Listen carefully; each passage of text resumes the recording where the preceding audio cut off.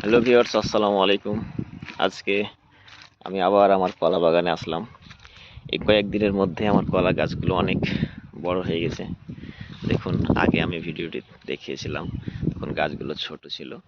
এখন গাছগুলো আস্তে আস্তে অনেক বড় হয়েছে। কয়েকদিন আগেই আমার বাগানে সেচ দেওয়া হয়েছে।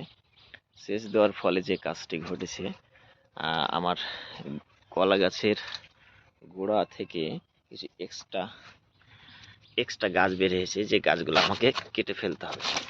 এইভাবে গাছগুলো কেটে ফেলতে হবে আমাকে। গাছগুলো, প্রতিটা গাছের এক্সট্রা যে তেড় বলে, এটাকে কেটে ফেলতে হবে, না হলে এই বড় গাছের এনার্জিগুলো এই ছোট ছোট গাছে খেয়ে নেবে।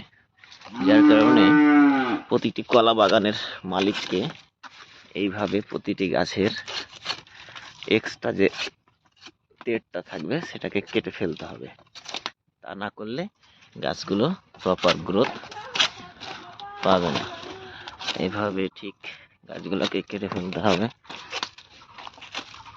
প্রতিটা গাছে আমার অবশ্য আমি 15 দিন থেকে গাছগুলো পরিদর্শন করতে পারিনি, যার কারণে এই গাছগুলো অনেক বড় হয়ে গেছে। আমি এত বড় গাছ করতে দেই না, আগেই কেটে ফেলি।